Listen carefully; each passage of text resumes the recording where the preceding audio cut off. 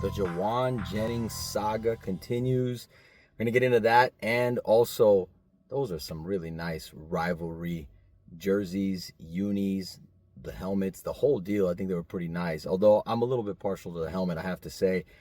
Really, really nice to see that. And so we're going to get into that today. Niners on the go in 9 minutes. So we're going to get into those two topics today and anything else we might be able to fit into this nice, tidy 9 minutes for Niners on the go. Thank you so much. I am Guy Deal, and we're going to talk about the 49ers and, again, the saga that won't end. We thought it would end. We thought by now there would at least be some resolution, but it sounds like the resolution may not come as expected, and who knows? This thing could linger into the season. Absolutely. I don't think it will, and we'll get into why, but I definitely think it's a possibility. I think that the 49ers need to prepare themselves for that, and they are, right? They're trying out receivers. We got Kendrick Bourne, former 49er, coming in for tryouts next week, I believe on Tuesday, if I'm not mistaken. MVS is already on the team, so Marquez Valdez-Scantling, and he's basically your number two. I mean, this thing is really, really weird now with getting these guys off the scrap heap, really just to have receivers for week one. I mean, you have Pearsall as your one, and then after that, it's Marquez Valdez-Scantling, and I'm guessing Russell Gage will be the number three because John Lynch just said this week in his presser, I believe yesterday, that Russell Gage is on the team. And I know that he made the practice squad, but he's going to be active week one is what it's looking like. And so you got three guys there, three healthy bodies, but it's still probably a thin group going into week one in Seattle. You got to have a fourth guy at minimum. And I'm thinking if Kendrick Bourne is right, if the foot issue is behind him, then he's going to be a 49er going into week one. So, man, lots to unpack. But just going into why I think that Jauan is actually going to be available in week one, or at least he's gonna sign, and this thing's gonna come to some kind of resolution, is because I don't think that he wants to skip game checks. The thing with his contract, it's heavily incentive laden, and so with that, if he misses game time or he misses anything, any kind of time that would allow him to again to play, be active, and actually put up stats, so that even if he doesn't want to stay here anymore, he can then work his way to showing out like he did last year to try to get a contract for his next team. And that's not going to happen if he's on the sideline and he's just basically skipping regular season games. It's one thing to get to this point and be on the team. So the 49ers put him on the team, basically saying, we expect you to be ready for week one.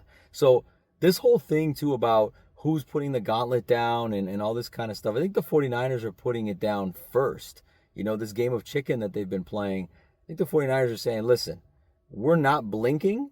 We're actually forcing your move at this point because we know that you don't want to be missing game time, and we don't want you to miss game time. I think the 49ers would love to see Jauan out there and catching passes and being the Jauan of old, especially if that calf is right, which, again, this calf thing has been so weird.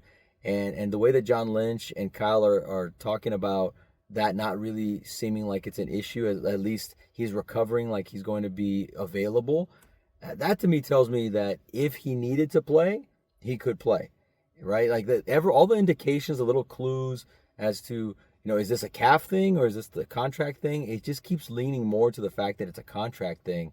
And, I honestly, I am surprised it got to this point. I thought that once final cutdown day came around, that this thing would be resolved one way or another. But, all these reports saying that Jauan wants 20 mil, I think that the 20 mil is that's hefty. I mean, you're talking about 3 years in a row of paying a guy 20 to 25 plus $1 million for a wide receiver. And I've posted about this recently on social media, but I mean, is wide receiver the fifth or sixth most important position group on the team that it impacts winning? I think that's like a best case scenario, right? You have a quarterback, a left tackle, a defensive end or pass rusher. You've got a tight end, which is very important, especially in the way that we run things. We need tight ends that can block for the run game, be an extra offensive lineman, but also that catch passes and be dynamic in the pass game like George Kittle is. You're talking about cornerbacks. That's very important. Linebackers, they're important. So it's really down the food chain, I would think, having a wide receiver be this highly paid, and you already have Ayuk. Like I think if that hadn't happened the way that it did, I think that Jauan could be having more leverage, a lot more leverage now. But one thing too to keep in mind, and I think people have been saying, he just got paid last year, right? He signed that new deal last year, which is very true. But beyond just that, Jauan, it was a 7th round pick. 7th round picks typically don't make the team, and I believe, if I'm not mistaken, Jauan was cut initially and then made the team afterwards. So, he had to battle his way to be on the roster in his first season. So it wasn't a foregone conclusion. He was just doing amazing things as a 7th round pick in his first season. It took a little time to really start to see 3rd and Jauan, right? To start to see the player that we see today. I think that's got to play into this. And again, I like Jauan a lot. I really do. But I also think at some point, whether it's him, his agent, whoever, his family members is kind of getting in his ear and he's going, look, you are a good player. You are a valuable piece. But these reports coming out that you want 20 million or more when you're making 7.5 and you're a former 7th round pick, that if you're on another team, maybe you don't make that team. But the way that we run things with our scheme, he does some really valuable things, and Jauan is a really valuable 3rd receiver. But that's the thing. If all things are going well, Jauan's not a 1. He's not even a 2. He's your 3. And maybe you're 4 if you have a really good number 3.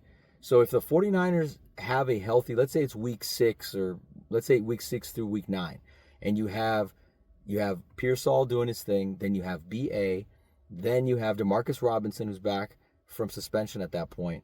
He's probably the 4th best player, Jauan is. And so when you have that going on and you're saying, I'm demanding 20 plus million, if these reports have any kind of veracity to them, any kind of truth, right?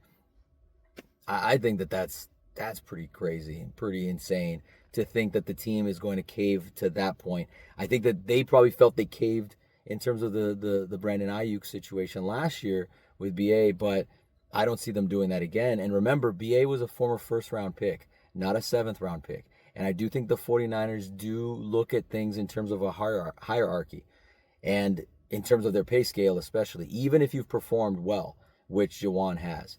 So without beating that too much, because I let the segment go probably a little longer than it needed to go, I do think there will be a resolution at some point, maybe by Monday or Tuesday, that Jauan is going to play. Maybe he's going to play on a reduced salary than what he wants, but he will play on whatever number the 49ers and have in mind right now, and that they're not budging from. So with the remaining 40 seconds or so that I have, I got to talk a little bit about these rivalry jerseys. They look really good, guys. They look, as fire as possible, really. They look amazing. And, from the helmets to having like the gold face mask and stuff, I just saw yesterday, McCaffrey and Kittle and Purdy, all those guys try it on and stuff. I mean, personally, the throwbacks are my favorites. I think that should be our first uni. But these rivalry uniforms with the saloon font, which that to me, that's all of it right there. That's all you need, is that classic saloon font. I think it's going to look really nice. So thank you so much. And remember, you can follow me on X, Niners on the Go 49. Take care, faithful.